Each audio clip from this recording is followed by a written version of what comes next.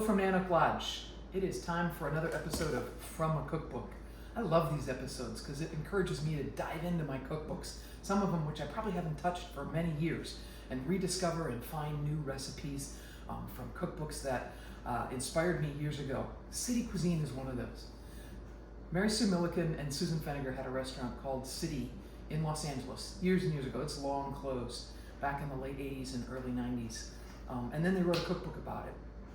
As a young cook at that time, I was amazed when I went into that restaurant and the food that was produced there. I had watched it and heard about it and seen it, but being from Minnesota, I didn't get much of a chance to get to LA. So when I got there, all I could afford was a hummus appetizer and a glass of wine, but I got to sit in the restaurant and see the food going out and just be amazed by the interesting things I was seeing. It was really inspiring.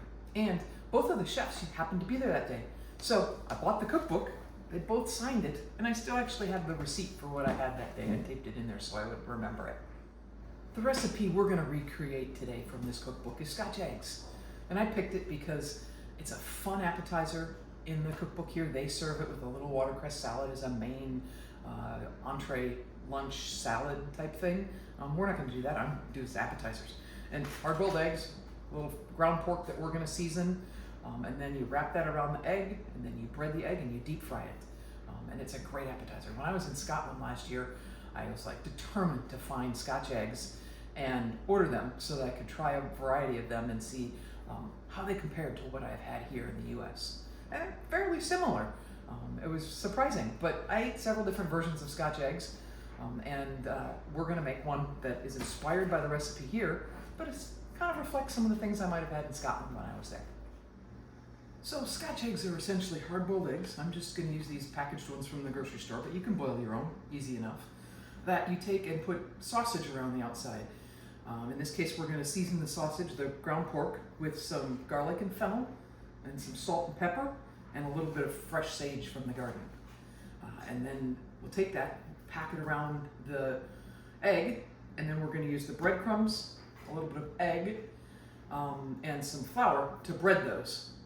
Then we deep fry them in some oil, and then we're gonna make a little bit of a sauce to go with it. In their cookbook, they make a horseradish mustard sauce, and Chili and I are not so much horseradish fans, so I'm gonna eliminate that. I'm gonna change it to stone ground mustard instead of Dijon.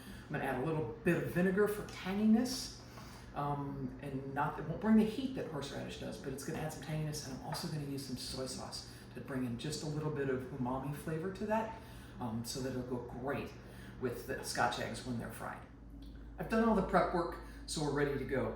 We've got our eggs, and we've got the sausage. So this is just ground pork, and then we've got garlic, pepper, fennel seeds, which I just cracked in my mortar and pestle a little bit to open up and give that aroma, salt, and then fresh sage from the garden.